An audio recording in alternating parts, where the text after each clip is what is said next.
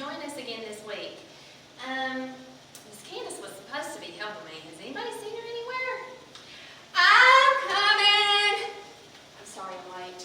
Where in the world were you? I was outside enjoying God's wonderful creation. All the pretty green grass, the pretty green trees, really tall, and the blue, clear sky.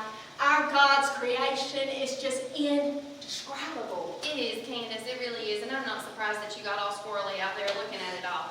But it's pretty cool that you brought that up, because that's actually what we're going to be learning about all month long. How indescribable God's creation is and how awesome everything He created is, especially you. So enjoy the video. And parents, don't forget, we have resources available on our website. If you are interested, check it out. See you later. Bye.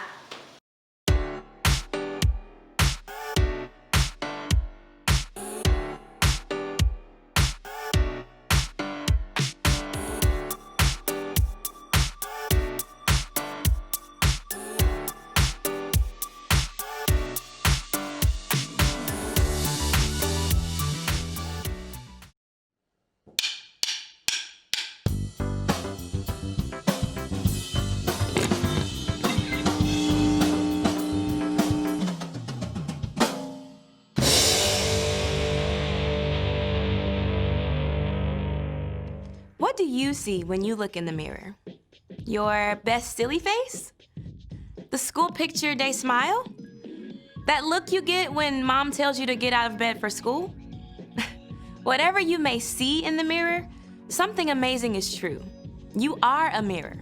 God made you in His very own image to reflect who He is to the world around you. That's right. When people look at you, they can see a little piece of what God is like. Not the way your mouth is shaped or the color of your eyes, but when you choose to encourage someone, hey, great job today. Others can see God's kindness. When you paint a picture, they catch a glimpse of the God who imagined the whole world. When you help your friend solve an argument, they can see a reflection of the God who made peace with us. The God who thought up the entire universe made you to look like Him. And when you use your imagination, you can show the whole world a little piece of what He's like. That's why creativity is an amazing way to worship God with your life. Because worship is about more than just singing loud. It's all about living loud.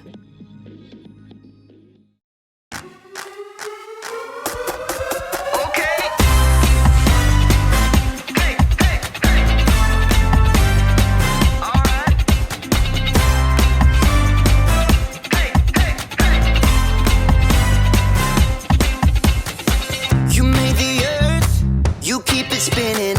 You made the ocean and everything in it, and you made the sky so blue, and you made every other color too. You made the sun, you keep it shining.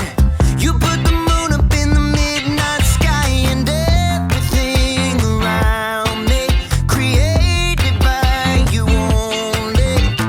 I just wanna thank you, 'cause everything you made is so beautiful. Every single star and every beat of my heart, and it's beautiful. You made my feet, you made my hands, you made me sing and you make me dance, 'cause your love is all around me, and your love is so astounding. I just wanna thank you, 'cause everything you made is so beautiful.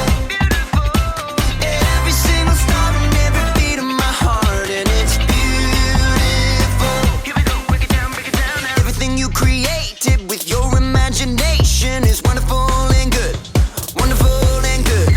You're my inspiration beyond all explanation. You're wonderful and good, you're wonderful and good. Everything you created with your imagination is wonderful and good, wonderful and good. You're my inspiration beyond all explanation. You're wonderful and good, you're wonderful and good. I just wanna thank you, 'cause everything you made is so beautiful.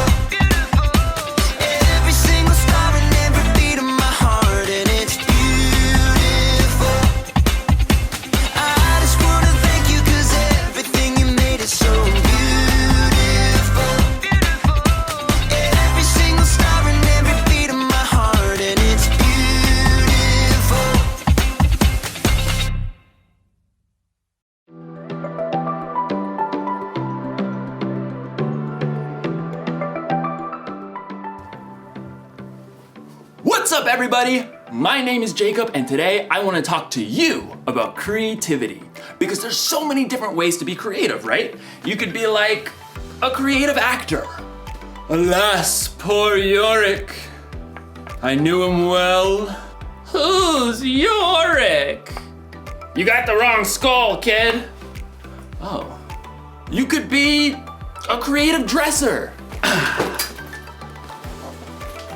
Hey! You could be like a creative, I don't know, scientist? But most of the time when you hear the word creativity, you think of something like this. A work of art. Or maybe you think of something like this. Wonder what's got him so anxious. Oh! Oh! Ugh, ewy. In today's story, you're going to hear about the very best creation of all time. Actually, it's the very first creation of all time. It's where creativity was born. And cockroaches. No, it's good. It's indescribable. See you in a few. The Bible. It's 66 books of history, stories, letters, and poetry that fit together to form God's one big story. The epic adventure of how He created us and loves us so much that He made a way to rescue us. As we travel through the Bible, from Genesis to Revelation, we discover people who met God and found their lives changed forever. Now, for an amazing story. Inspired by the book of Genesis, chapters 1 and 2. In the beginning.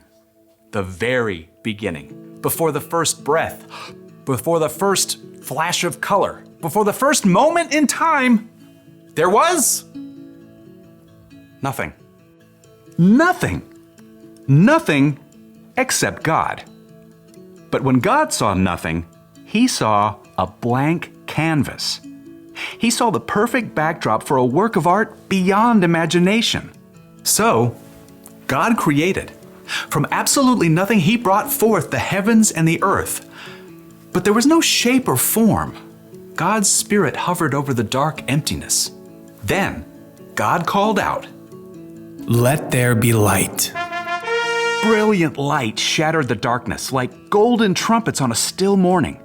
Bright rays shimmered and danced in all the hues of the rainbow. God saw the light was good. He divided the light from the dark, calling the light day and the darkness night. Evening and morning together shaped the very first day of all time. Then God said, "Let there be a huge space between the waters. Let it separate water from water." By His words alone, God shifted the waters, leaving a vast arching space above, the sky. Evening and morning rolled past, the second day. God lifted His voice again. "Let the water under the sky be gathered into one place. Let ground appear." Dry land shrugged its way out of the water. Islands and vast continents and gritty deserts and towering mountains. God called the dry ground land, and He called all the gathered waters seas. But God had even bigger plans for this day. "Let the land produce plants, and let there be trees on the land." In moments, tall grasses unfurled across the plains, and giant redwoods shot up from the dirt. Flowers and grapevines and carrots and corn sprouted and flourished. God saw that all of it was good. That evening and morning closed out the third day. "Let there be lights in the huge space of the sky. Let them separate the day from the night." At the sound of God's voice, the blazing sun exploded into being. The silvery moon spun out. Stars and galaxies flooded into space, filling the universe. Pew, pew, pew. God set the sun to rule the day, and the moon to rule the night. And God saw it was good. That evening and morning made up the fourth day. But God wasn't done painting his masterpiece just yet. Let the seas be filled with living things. Let birds fly above the earth and across the huge space of the sky. Instantly, the seas and rivers and ponds writhed with dolphins and octopi, salmon and minnows. Eagles soared and bluebirds nested, while ostriches stretched their long necks. God saw they were good. That evening and morning formed the 5th day. But God kept working on his creation. Let there be livestock and creatures that move along the ground and wild animals. At once, animals of every kind appeared. Elephants thundered through the forests, and squirrels darted up tree trunks. Monkeys chattered, and pigs rolled happily in the mud. God saw it was all good. But he had one more creation in mind.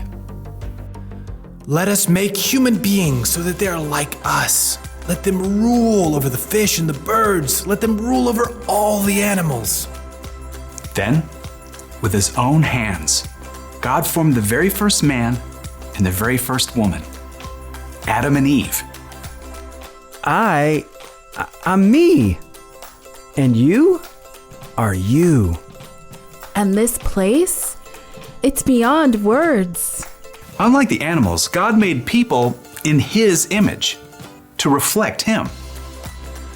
Have children and fill the earth.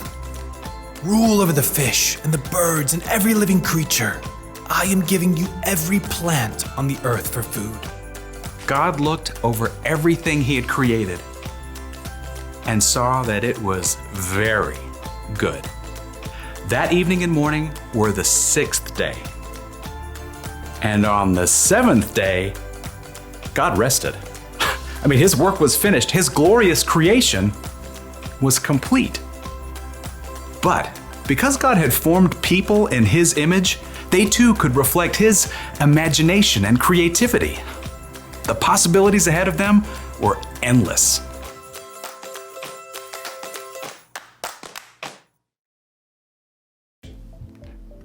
Okay, I just thought of another way to describe creativity. Creativity is imagining what you could do because you were made in God's image. I mean, God created everything, right? He made the stars and the planets and the mountains and the oceans. He made dogs and cats and elephants and ostriches. But when he made us, it got personal. God made us so that we think and feel and act a tiny bit like him. We are made in his image. So check it. Imagine looking at yourself in a mirror. That's what God is like. And no, I'm not saying that he has the same hairstyle or eye color, but look a little bit closer. There's imagination behind your eyes. You have a smile that could encourage someone when they're feeling down. And your hands that could help someone lift a heavy load. Ugh. All right. There's no limit to what God can do through you. That's because there's no limit to God's creativity. That's the one thing to remember today. There's no limit to God's creativity. Seriously, take a look this week at the things God has made and let it blow your mind.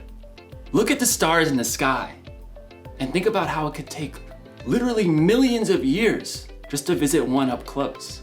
Listen to the sounds outside your window at night and let yourself wonder, how do crickets make that noise anyway? And then look really close in the mirror and see how unique you are. See the color and feel the texture of your skin. Look deep in the reflection of your eyes to see a God that made you and loves you more than you could even imagine. That should give us all a lot to think about.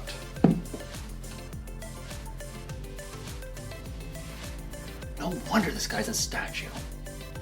He's thinking about God's creativity.